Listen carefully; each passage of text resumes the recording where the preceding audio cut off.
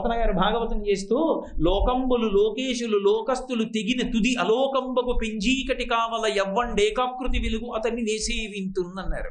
లోకంబులు లోకేశులు లోకస్తులు ముగ్గురు అణిగిపోయి లోకమంతా జలప్రలయం అయిపోయిన నాడు కటిక చీకటి ఆవరించి సూర్యచంద్రులు ప్రకాశించకపోతే ఆ ఆవల కోటి సూర్యుల పగిది ఏ ఒక్కడు తనంత తాను వెలిగిపోతున్నాడో వాడు పరమేశ్వరుడు. తస్మై నమః పరేశాయ బ్రహ్మణే అనంతశక్తయే అరూపయోరు రూపాయ నమ ఆశ్చర్యకర్మణే నమ శాంతాయ ఘోరాయ మూఢాయ గుణధర్మిణే నిర్విశేషాయ సామ్యాయ నమో జ్ఞానఘనాయ చ క్షేత్రజ్ఞాయ నమస్తుభ్యం మహాధ్యక్ష సాక్షిణే పురుషాయ ఆత్మమూలాయ మూల ప్రకృతయే నమః. సోహం విశ్వసృజం విశ్వమవిశ్వం విశ్వవేదసం విశ్వాత్మానం పరం బ్రహ్మ ప్రణతోస్మి పరమం పదం. యోగరంధిత కర్మాణో హృదియోగ విభావతే యోగినోయం ప్రపశ్యంతి యోగేశం తం నతోస్పృహం. నమో నమస్తే కిల కారణాయ నిష్కారణాయ అద్భుత కారణాయ సర్వాగమాన్నాయ మహార్ణవాయ నమోపవర్గాయ పరాయణాయ అని 2 చేతులెత్తి ప్రార్థించాడు వ్యాసుడు భాగవతం. అటువంటి పరమాత్మ స్వరూపం ఉండబట్టి కదూ లోకం నిలబడుతోంది. అటువంటి వాడికి ప్రత్యుపకారంగా నువ్వు చెయ్యగలిగిందేమీ లేదు, కానీ కృతజ్ఞతావిష్కారం.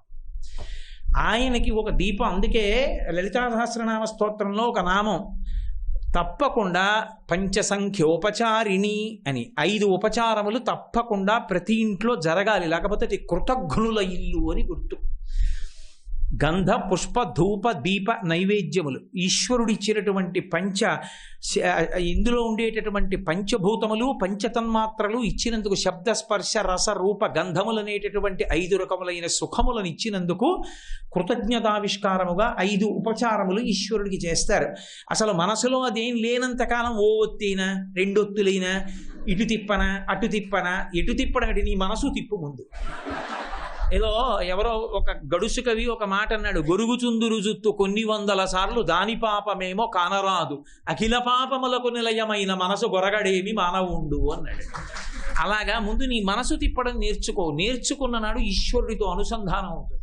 గభీరే కాసారే విశతి విజనే ఘోర విపినే విశాలే శైలే చ భ్రమతి కుసుమార్థం జడమతి సమర్ప్యై చేత సరసిజముమానాధభవతే సుఖేనా వస్తాతుం జనైహ నజానాతి కిమహో అంటారు శంకర భగవత్పాదులు శివానంద లహరిలో. ఎవడిదమ్మన్నాడు రా, కొండలు ఎక్కావు మారేడు దళాలు తెస్తావు, పెద్ద పెద్ద గంభీరమైనటువంటి సరోవరాల్లో దిగిపోతావు, తామర పూలు ఎట్టుకొస్తావు, చెట్లు ఎక్కుతావు, ఏవో పట్టుకొచ్చానంటావు.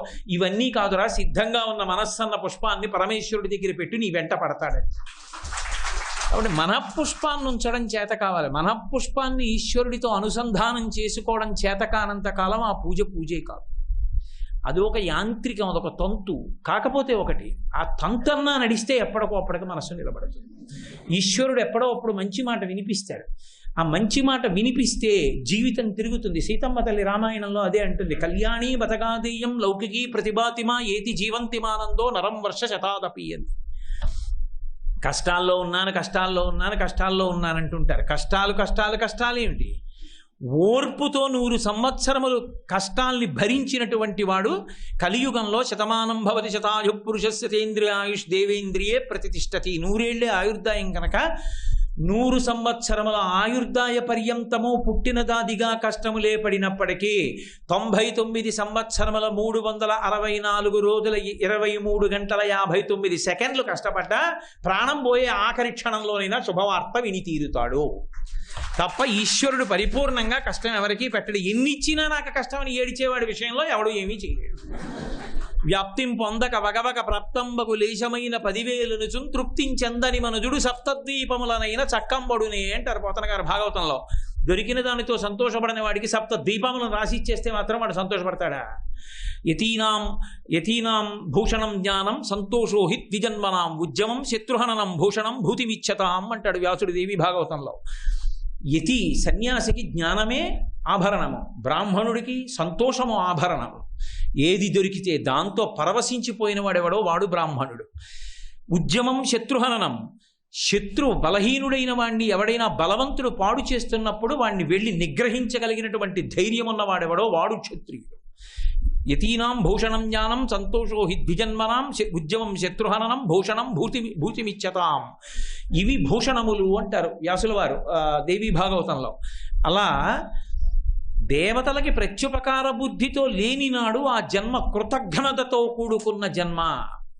ఈశ్వరుడు ఏ ఉపకారం చేశాడు అని అడిగిన వాడికి ఒక్క మాట చాలు, ఈశ్వరుడు ఉపకారము చేయని నాడు నీ శరీరములో ఉన్న అవయవములు సమానముగా పెరుగుతాయా? ఆయన నేను అలా అనుగ్రహించను అన్నాడు అనుకోండి, ఓ కన్ను పెరిగి ఓ కన్ను అలాగే ఉన్నా, ఓ చెయ్యి పెరిగి ఇంకో చెయ్యి పెరగకపోయినా, ఓ కాలు పెరిగి ఓ కాలు పెరగకపోయినా వాడికి గతి ఉన్నదా అంటే నడవగలడా? అసలు వాడి కార్యాలు వాడు చెయ్యగలడా?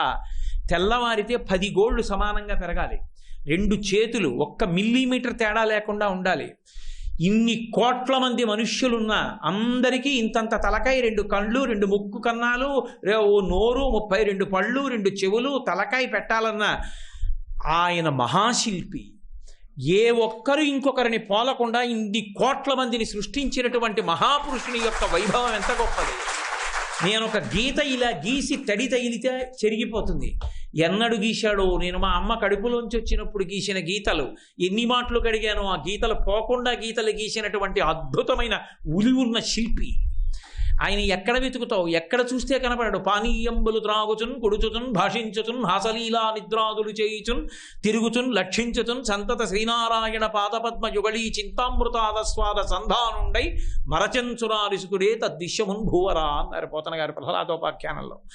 ఈశ్వరుడు ఎక్కడ కనపడలేదు? ప్రహ్లాదుడికి అంతటా కనపడ్డాడు. ఇందుగలడు అందులేడిని సందేహము వలదు చక్రి సర్వోపగతుండి ఇందెందు వెతకి చూచిన అందందే గలడు దానవగ్రని వింటే అంటారు. కాబట్టి ఆ దేవతల యందు ప్రత్యుపకార బుద్ధి, ఆయన చేస్తున్నటువంటి ఉపకారాన్ని స్మరించి కృతజ్ఞతావిష్కారము చేయవలసినదే ప్రతి మనుష్యుడు. అది దేవయజ్ఞము. అందుకే మనుష్య జన్మ అంతా కూడా కృతజ్ఞతావిష్కారమే. అది లేని ఇల్లు అన్నం ముట్టకు. వాడికి కృతజ్ఞత లేదు, అక్కడ ఎందుకు తింటావు అన్నం? నీ శరీరమునందు సంస్కారం నిలబడదు దాని వలన. ఎవరినైనా చేరదీయవచ్చు, కృతజ్ఞత లేని వాణ్ణి చేరదీయకూడదు. పరమ ప్రమాదకరం ఆ వ్యక్తి. కృతజ్ఞతాబుద్ధి లేని వాడితో ఎప్పుడూ అనుబంధం పెట్టుకోక్కర్లేదు. కాబట్టి బ్రహ్మయజ్ఞము, దేవయజ్ఞము, పితృయజ్ఞము. 3వది పితృయజ్ఞం. పరమేశ్వరుడికి కూడా శరీరం ఉన్నంత కాలమే పూజ, శరీరం పడిపోయాక ఇంకా పూజ చేయడం అన్నది లేదు. కానీ తల్లి తండ్రికి బ్రతికున్నంత కాలం సేవ చెయ్యాలి, శరీరం పడిపోయిన తర్వాత తద్దినం పెట్టాలి. అసలు నిజానికి వాళ్ళు పుట్టిన రోజున ఉత్సవం చెయ్యాలి, జయంత్యుత్సవం చెయ్యాలి, చేసి సంతోషపడిపోవాలి. అలా చెయ్యని వాడు కృతజ్ఞుడు. తల్లి తండ్రి వాళ్ళు ఈ శరీరాన్ని ఇచ్చారు, దేవతల విషయం అలా ఉంచి నీ కంటికి కనపడలేదని వాదిస్తావు. నీ కంటికి కనపడినటువంటి తల్లిదండ్రులు వాళ్ళు ఈ శరీరాన్ని ఇచ్చారు, వాళ్ళు తినడం మానేసి నీకు పెట్టారు. ఎన్ని వినోదాలు, ఎన్ని ఉత్సవాలు వాళ్ళు వదిలిపెట్టేసుకుని ఎంత కష్టపడితే పైకొచ్చావు. చిన్నప్పుడు నీ ఒళ్ళు వేడెక్కితే తల్లి ఎన్ని ఉపవాసాలు చేసిందో. ఆవిడికి తినాలనిపించినా ఆవిడ తింటే నీకు కడుపు నిప్పెడుతుందని, నీకు దగ్గు వస్తుందని ఆవిడ ఎన్ని పదార్థాలు తినడం మానేసిందో. తినాలని ఎదురుగుండా మామిడి పళ్ళున్నా, తినడానికి శక్తి ఉన్నా, మామిడి పళ్ళు ఎక్కువ తింటే పిల్లాడికి ఏ ఇబ్బంది వస్తుందో, ఏ వేడి చేస్తుందో అని మామిడి పండు తినడం మానేసింది. అన్ని జాగ్రత్తలు పెడితే నువ్వు పెరిగి పెద్దవాడవయ్యావు. నీ మీద ఆశలు పెట్టుకుని ఆఖరికి వ్యానవాయువు అని శరీరంలో ఒక వాయువు ఉంటుంది. ఆ వ్యానవాయువు ప్రాణం పోయిన తర్వాత కూడా వదిలిపెట్టదు, శరీరాన్ని పట్టుకునే ఉంటుంది 10 వాయువుల్లో. ఏదైనా పాడుపడిపోయినటువంటి చోట ఓ బోర్డు పెడతారు, ఈ స్థలము ఫలానా వారికి చెందినది, ఇది క్రయ విక్రయములకు అనుమతింపబడదు అని. ఇంకా స్థలం నాదని బోర్డు పెట్టుకున్నట్టే వ్యామోహంతో పట్టుకుని ఉండిపోతుంది. 10 ప్రాణాల్లో ఒక ప్రాణం ఉంటుంది ఇంకా. అది పట్టుకుని ఉండిపోతే ఆ జీవుడు వెళ్ళకుండా సతమతం అయిపోతుంటాడు. ఆ సతమతం అయిపోతున్నప్పుడు ఆ జీవుణ్ణి ఎలా రక్షించాలి అంటే ఒక్క కొడుకుదే అధికారం. తండ్రి అంటే ఆమె భర్త సర్వస్వమని నవ్వుతుంది బతికున్నంత కాలం. అంత సర్వస్వమని నమ్మినప్పటికీ ఆమె శరీరం పడిపోయిన తర్వాత మాత్రం భర్త అంత్యేష్టి సంస్కారం చేస్తే ఆ వాయువు వెళ్ళదు. భార్య అంత ప్రేమించినప్పటికీ భార్య శరీరం వెళ్ళిపోయిన తర్వాత, ప్రాణం వెళ్ళిపోయిన తర్వాత భర్త అంత్యేష్టి సంస్కారం చేస్తే వెళ్ళదు. అదే పెద్ద కొడుకు కర్మాధికారి. కొడుకు కూర్చుని మంత్రభాగంతో అడుగుతాడు. అన్ని శరీరావయవాల్ని దర్భలతో ముట్టుకుని ఆఖరణ ఆనంద హోమం చేస్తారు జ్ఞాతుల కోసం. ఓ పిచ్చి అమ్మా, ఈ శరీరం శిథిలం అయిపోయిందమ్మా, జర్జరీభూతం అయిపోయింది, ఇంకా ఎలా ఉంటావు ఇందులో, కష్టపడిపోవు, ఏం చేసుకోగలవు చెప్పు. అందుకని అమ్మ వదిలిపెట్టేసి, ఈశ్వరుడు నీకు పునర్జన్మనిస్తాడు. అమ్మ దీన్ని నేను హవిస్సుగా అగ్నిహోత్రంలో పడేస్తాను. ఓ అగ్ని కాల్చక బాధ పెట్టకుండా భగ్గున కాల్చి దేవతలకు ఇచ్చేసే దీన్ని, బ్రహ్మాండానికి అప్పచెప్పు. అమ్మ వెళ్ళిపోతే ఇంకొక శరీరంలోకి వచ్చి మళ్ళీ చక్కగా ఆరోగ్యంగా బలంగా మళ్ళీ ఈశ్వరార్చన చేసుకుందు కానివి. అమ్మ వెళ్ళిపోమ్మా అని అడుగుతాడు దర్భల కూర్చి చేత్తో పట్టుకుని. అడిగితే ఆ కొడుకు అడిగిన మాటకి వెళ్ళిపోతుంది, వ్యానవాయు వదిలేస్తుంది. అది ఈశ్వర శాసనం మనుష్యుల విషయంలో. ఆయన అనుగ్రహించబట్టి ఆ కొడుకు కూర్చుంటే తప్ప వదలదు ఆ వ్యానవాయు. అప్పుడు కానీ అది శిథిలం అవ్వడానికి ఒప్పుకోదు, ఆ శరీరం దహింపబడ్డానికి ఒప్పుకోదు. అదే మిగిలిన ప్రాణుల విషయంలో అంత్యేష్టి సంస్కారం లేదు. ది ప్రాసెస్ ఆఫ్ డీకంపోజిషన్ అంటారు. అందులో ప్రాణ అపాన వ్యాన ఉదాన సమాన నాగ కూర్మ కృకర ధనంజయమని ఒక వాయువు ఉంటుంది. అది ఉబ్బి బద్దలైపోయేటట్టు చేసేస్తుంది. బద్దలైపోయి బ్రహ్మాండంలోకి వెళ్ళిపోతుంది. అంత్యేష్టి సంస్కారానికి అంత గొప్పతనం ఉంది. అందుకే రామచంద్రమూర్తి జటాయువు చచ్చిపోతే అంత్యేష్టి చేస్తాడు, కబంధుడు చచ్చిపోతే అంత్యేష్టి చేస్తాడు, రావణుడు చచ్చిపోతే అంత్యేష్టి చేస్తాడు, దశరథుడు చచ్చిపోయాడని తెలియగానే జలతర్పణం ఇస్తాడు, గారపిండి ముద్దలతో తద్దినం పెడతాడు. కృష్ణ భగవానుడు చచ్చిపోయిన వాళ్ళందరి పేర్లు పిలిచి ఒక్కొక్కళ్ళ పేర్లు నువ్వులు నీళ్లు విడిపించాడు. ధృతరాష్ట్రుడితోటి ధర్మరాజుతోటి తిలాంజలులు విడిచిపెట్టించాడు. కొడుకనేటటువంటి వాడు తల్లిదండ్రులు సశరీరులై ఉన్నంత కాలము వారిని సేవించాలి. వాడంత అదృష్టవంతుడు లేడండి. అమ్మ బ్రతికున్నవాడంత అదృష్టవంతుడు ఈ లోకమునందు వేరొకడు కాడు. ఎందుచేత? 3 కారణాలు. అమ్మ చేతితో ముట్టుకున్నటువంటి తృప్తి జీవితంలో ఇక ఎవరు ముట్టుకున్నా రాదు. అమ్మ స్పర్శ అమృత స్పర్శ. ఎన్నేళ్ళు వచ్చేయనివ్వండి, ఆ అమ్మ బాగా బడలిపోయిన పిల్లాడు 90 ఏళ్ళు రానివ్వండి, అమ్మకి కొడుక్కి 70 ఏళ్ళు రానివ్వండి, తల బద్దలైపోతోందన్నాడు అనుకోండి, ముసిలావిడ ఎలాగో అలా వచ్చి ఆ నుదుటి మీద చెయ్యేసి నాన్న తలనొప్పిగా ఉందా అన్నప్పుడు ఆ అమ్మ చేతి స్పర్శలో అమృతం ఉంటుంది. బిడ్డల విషయంలో అమ్మే. అమ్మ చేతి అన్నం అమృతం. వాడు తినాలని పెడుతుంది. కాస్త ఎక్కువ అన్నం తినే పిల్లాడు అనుకోండి, ఏ పెళ్ళికో తీసుకెడుతుంటే ఇంట్లో రహస్యంగా అన్నం వండేసి పిల్లాడికి అన్నం పెట్టేసి అక్కడ ఎక్కువ తినకేందన్నా కనురాపు తగులుతుంది అంటుంది. అమ్మ లాంటి వ్యక్తి జీవితంలోకి ఎక్కడి నుంచి వస్తుంది? అమ్మ వెళ్ళిపోతే అలా చూసేవాళ్ళు ఉండరు. ఇక అమ్మే. దరిద్రుడంటూ లోకంలో ఉంటే ఒక్కడే, అమ్మ లేనివాడంతే. అమ్మ చెయ్యి అమ్మ చేతి అన్నం, అమ్మ చేతి అన్నం. అమ్మ ఉండడం పరదేవత ఉండడం. అమ్మకి పొద్దున్న లేచి అమ్మా అని ఇలా ఓ నమస్కారం పెడితే చాలు. భూప్రదక్షిణ షట్కేణ కాశీయాత్రాయుతేనచ. వాడు ఆ రోజున భూప్రదక్షిణం 6 మాటలు చేసినట్టు, కాశీయాత్ర చేసి అక్కడ ఉండి ఇంటికి వచ్చినట్టు. ఆ అమ్మ ఎంత అస్వస్థతతో మంచంలో ఉందన్న దానితో సంబంధం లేదు. అమ్మ ఉండడం నీకు అభ్యున్నతి. అమ్మ వెళ్ళిపోవడం నీకు చాలా దురదృష్టం. నీ ఉపాసన పోయింది. అందుకే అమ్మని చూసిన వాడెవరో వాడు అదృష్టవంతుడు. నేను గర్వంగా గుండెల మీద చెయ్యేసుకు చెప్పుకుంటా, 96 ఏళ్ళు వచ్చే వరకు వాళ్ళ అమ్మగారిని పువ్వులా అలాగే చూశారు మా గోపాలకృష్ణ గారు. పువ్వే అలా చూశారు. ప్రాణం పోతోందని తెలిసి పూజామందిరంలోకి తీసుకెళ్లి ఏసీ వేసి పడుకోబెట్టారు. మా అమ్మ కన్నా పరదేవత ఎవరని. అది తల్లిదండ్రుల్ని సేవించడం. తల్లిదండ్రులు వెళ్ళిపోయిన తర్వాత శ్రాద్ధ కర్మ అంటే పరమశ్రద్ధతో పెట్టాలి.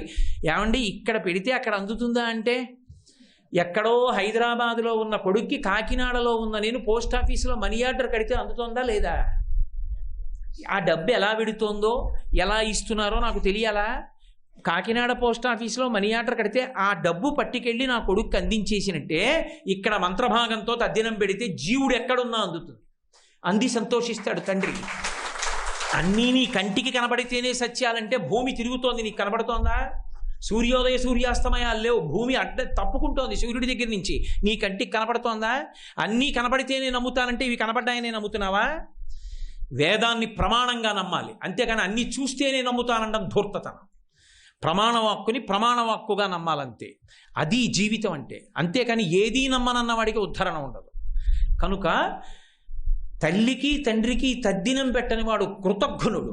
మిగిలినవి విడిచిపెట్టేసేయండి. అసలు జన్మనిచ్చిన తల్లికి తండ్రికి తద్దినం పెట్టని వాడిని నేను ఏమని నమ్మను చెప్పండి? వాడు నా స్నేహితుడని ఎలా చెప్పను? వాడిని నేను నమ్మచ్చని నాకేమిటి నమ్మకం? ఎవరో మాట వదిలేయండి, వాడిని కన్న తల్లి తండ్రి వాడు తద్దినం పెట్టడం, వాళ్ళ పేరు చెప్పి ఒక భోజనం పెడితే, ఒక మంత్రభాగాన్ని అంగీకరిస్తే నీ ప్రాణం పోతుందా? ఆ పాటి చెయ్యలేని వాడిని నువ్వు ఏమి నాతో నమ్మకంగా ఉంటావని నమ్మి దగ్గర పెట్టుకోగలను? తల్లికి తండ్రికి తద్దినం పెట్టని వాడిని ఎవరు నమ్మగలరు లోకంలో? కాబట్టి పితరుల విషయంలో అంత జాగ్రత్తగా ఉండాలి. అమావాస్య వచ్చింది అంటే మధ్యాహ్నం 12 గంటలకు వచ్చి నిలబడతారు, కసి నీళ్లు పోస్తాడేమోనని. తర్పణ చెయ్యాలి. చేయకపోతే కనీసం 12 అయ్యేటప్పటికి 3 మాటలు చేతులు ఇలా ఊపాలి. నాన్నగారండి ఏమనుకోకండి, ఇంకో చోట ఉన్నాను, ఇవాళ నేను ఏమీ ఇవ్వలేకపోతున్నానని ఖాళీ చేతులు 3 మాటలు ఊపాలి. ఊపితే సంతోషంగా వెళ్ళిపోతారు. పోన్లే నాన్న అని వెళ్ళిపోతారు వాళ్ళు. శ్రీరామాయణం బాలకాండ చదవండి, పితృదేవతల గురించి ఎంత గొప్పగా చెప్తారో మహర్షి.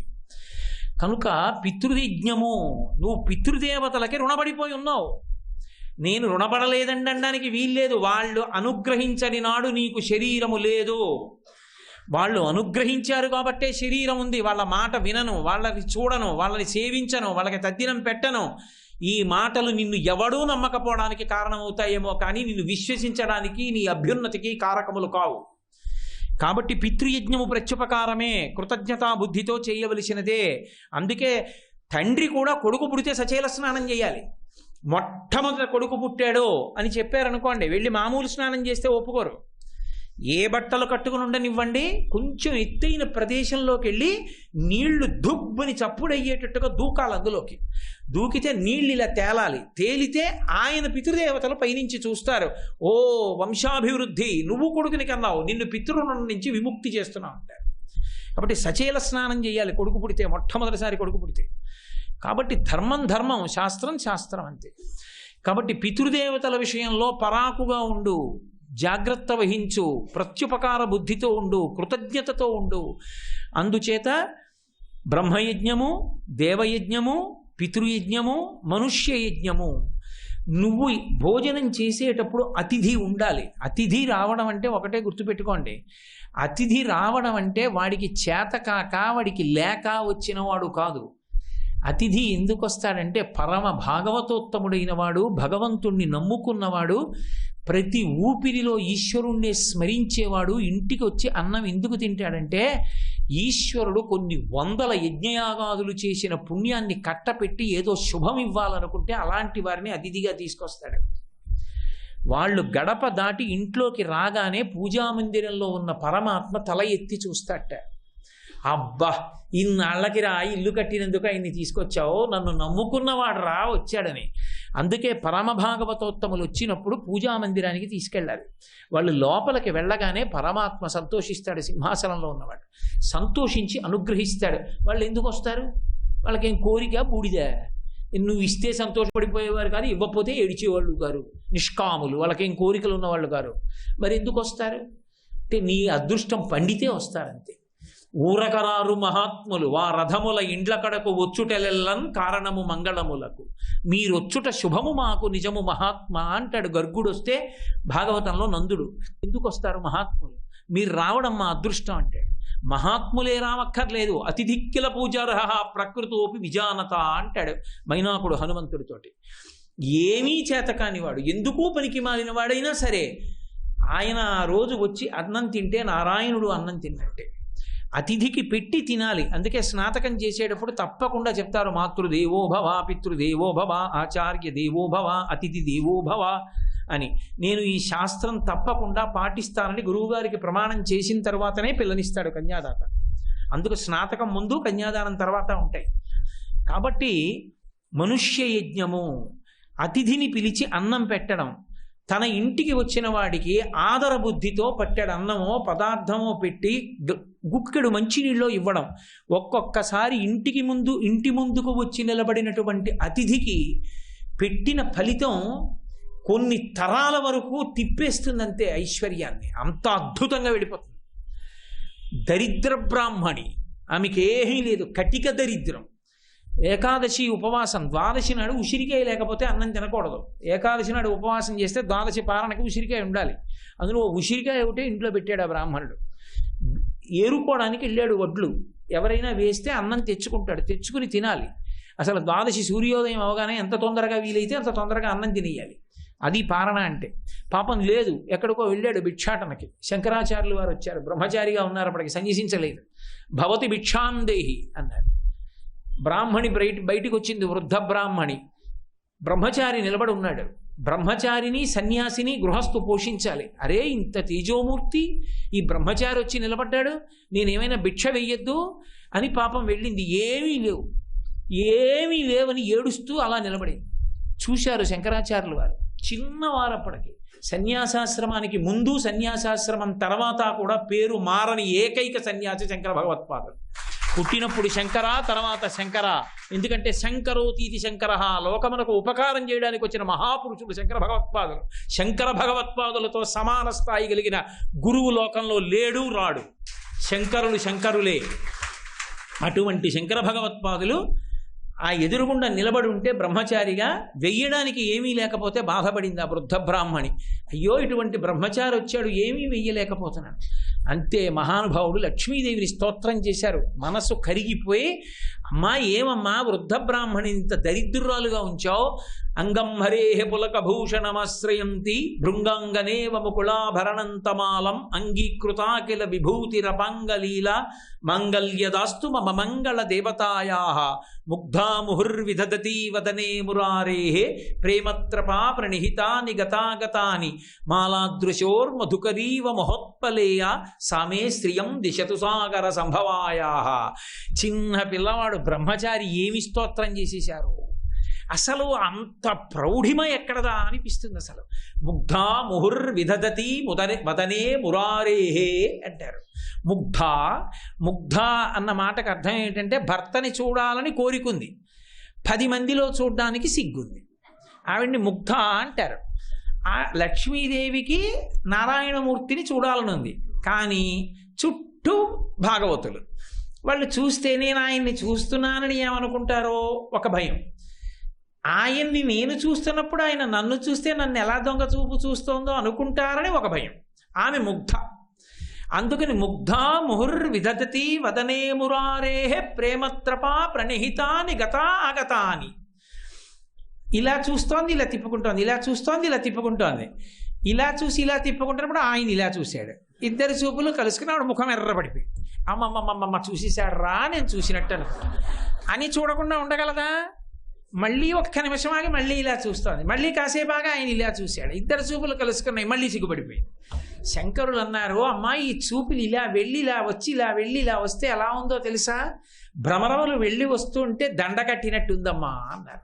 ముగ్ధా ముహుర్విదధతి వదనే మురారేః ప్రేమత్రపా ప్రణిహితాని గతాగతాని మాలాదృశోర్మధుకరీవ మహోత్పలేయ సామే శ్రియం దిశతు సాగర సంభవాయాః. శ్రీకృష్ణ కర్ణామృతంలో లీలాశకుడు అసలు మరో అద్భుతం చెప్పాడు. పెళ్లిపీటల మీద రుక్మిణీదేవి కూర్చుంది, ఇటు కృష్ణ భగవానుడు కూర్చున్నాడు. ఈయనేమో తలెత్తి ఇలా చూస్తూ సైగలు చేస్తున్నాడు చూడమని, ఆవిడేమో చూడదు, ఇలాగే కూర్చుంది. పక్కన బ్రహ్మస్థానం ఉంటాడు కదా పురోహితుడు, బాగుండదు ఆయన ఎదురుకుండా ఓయ్ అని పిలిస్తేనని చెప్పి ఊరుకుంటున్నాడు. పాప ఆయనకి మాత్రం పని ఉండదు, ఏంటో అలా ఆ పక్కకి వెళ్ళాడు. వెళ్ళగానే రుక్మిణి రుక్మిణి అన్నాడు. ఆవిడ ఇలా మెల్లిగా ఎత్తి చూసి అంది, నేను అంత చూస్తున్నాను నన్ను చూడమే అన్నాడు. ఆవిడంది, నేను మెడలో ఈ మణిలో చూస్తున్నది మిమ్మల్ని, తలెత్తకుండా. అంత గడుసుతనానికి పోయిన రుక్మిణీదేవి అనుగ్రహము మా యందు ప్రసరించుగాక అంటాడు. కాబట్టి ముగ్ధా ముహుర్విదధతి వదనే మురారేః ప్రేమత్రపా ప్రణిహితాని గత. సరే, ఇప్పుడు ఎక్కడి నుంచి ఎక్కడికి వచ్చాను? ఎదురుగుండా శంకరాచార్యుల వారు నిలబడి ఉన్నారు. వృద్ధ బ్రాహ్మణి ఇవ్వలేకపోతే కనకధార చేస్తున్నారు శంకర భగవత్పాదులు. చేస్తూ ఒక అద్భుతమైన అమ్మవారంది, నీకు కావాలంటే చెప్పిస్తాను, ఆవిడికి ఇవ్వను, గత జన్మలలో చేసినది లేదు, ఇవ్వలేను. శంకరులు అసలు శంకరుల ప్రజ్ఞ అనంద్య సామాన్యం కదండి. ఆయన అన్నారు, అమ్మా ఇవ్వనంటే ఎలా? విహంగ శిశవిషణ్ణే దుష్కర్మ ఘర్మ అపనీయ చిరాయ దూరం నారాయణ ప్రణయని నయనాంబువాహ అన్నారు. అసలు లోకంలో అన్నిటికన్నా ఆకలి ఎక్కువ ఏదంటే పక్షికి. పక్షికి ఆకలి ఎక్కువ, గంధర్వులకు కామం ఎక్కువ, రాక్షసులకు కోపం ఎక్కువ. సరే, మనకన్నీ ఎక్కువ. కాబట్టి ఆ పక్షికి ఆకలి ఎక్కువ, అందులో పక్షి పిల్లకి మరీ ఆకలి ఎక్కువ. మరీ ఆకలి ఎక్కువ కాబట్టి అది కుయ్యి కుయ్యి కుయ్యి కుయ్యి అంటూనే ఉంటుంది, పక్షి తెచ్చి పెడుతూ ఉంటుంది. ఎప్పుడైనా మీరు చూడండి, దయ ఎందుకు పొంగుతుందంటే బాబు ధర్మం చేయవయా బాబు ధర్మం చేయవల్ల అని ఎవరో కూర్చుంది అనుకోండి ఒక ఆవిడ, మనం చెయ్యొచ్చు చేయకపోవచ్చు. ఆమె పక్కన ఒక పిల్ల నిలబడి, అమ్మా అమ్మ నిన్నటి నుంచి ఆకలేస్తోందమ్మా, ఏమీ పెట్టట్లేదమ్మా, మంచినీళ్ళు తాగమంటున్నావమ్మా, కడుపులో తిప్పేస్తోందమ్మా, నీళ్లు తాగలేకపోతున్నానమ్మా, ఏమన్నా పెట్టమ్మా అంటే ఏముందని పెట్టనే అని తల్లి కొడుతోంది అనుకోండి, మీరు ఆగలేరు. వెంటనే ఏ రొట్టో తెచ్చి కొడతా ఏంటి ఆకలేస్తుంటే, తినమ్మా అంటారు. పక్షి ఆకలేస్తే అమ్మ తట్టుకోవచ్చేమో, కానీ పక్షి కాదమ్మా, పక్షి పిల్ల ఈ బ్రాహ్మణి. ఏదో చేయలేదంటామే, నా చేతిలో ఉసిరికాయ వేసింది, చాలదా ఈ పుణ్యం నువ్వు ఇవ్వాలంటే, కాబట్టి ఇయ్యమ్మా అన్నారు. పొంగిపోయింది అమ్మవారు. ఇస్తున్నాను శంకర, 1 గంట 48 నిమిషములు స్వర్ణ ఉసిరికలు కురిచాయి. ఆ ఇంటి వాళ్ళు ఇప్పటికీ ఆ ఐశ్వర్యాన్ని అనుభవిస్తున్నారు. నేను కేరళ రాష్ట్రానికి వెళ్ళినప్పుడు కాలనీ నుంచి కారు వేసుకుని ప్రత్యేకంగా వెతుక్కుని వెళ్ళాను కనకధారా స్తోత్రం జరిగిన ఇంటికి. ఇప్పటికీ వాళ్ళు స్వర్ణతమనాయ్ అని బోర్డు పెట్టుకున్నారు ఇంటికి. స్వర్ణతమనాయ్ అంటే కనకధార కురిసిన ప్రదేశము అని. నేను ఆ ఇంట్లో వాళ్ళని పిలిచి అడిగాను, ఇక్కడేనా కనకధార జరిగిందని. అంటే ఆయన ఏదో పాత తరాల వాళ్ళని చెప్పి, ఆ పెద్ద ఆవిడ ఉండేదండి, ఆవిడే ఈ ఇంటి ముందు నిలబడి ఇక్కడే శంకరాచార్యుల వారికి భిక్ష వేయడానికి వచ్చింది, ఇక్కడే శంకరుల కనకధార జరిగారు, ఇక్కడే బంగారం కురిసింది, ఇదిగో ఈ మేడలన్నీ అప్పుడే కట్టారని చూపించాడు. ఇప్పుడు అవన్నీ పాత పడిపోయాయి అనుకోండి, స్వర్ణతుమనాయ్ అని ఇప్పటికీ ఉంటుంది. శంకరుల చేతిలో ఒక ఉసిరికాయ వేస్తే అంత ఐశ్వర్యం వచ్చింది. ఏమో ఏ అతిథి ఏ రూపంలో వచ్చి నీ ముందు నించున్నాడో, వచ్చిన అతిథి యొక్క భక్తిని పట్టి నువ్వు చేసుకున్న దానం ద్విగుణీకృత ఫలితాన్ని ఇచ్చేస్తావు. అన్ని వేళలా దొరకమంటే దొరికేవాళ్ళు కారటువంటి అతిథులు. అందుకే పాత్రత నెరిగి దానం అన్న. శ్రీ ఉమామహేశ్వర పరబ్రహ్మార్పణమస్తు. స్వస్తి.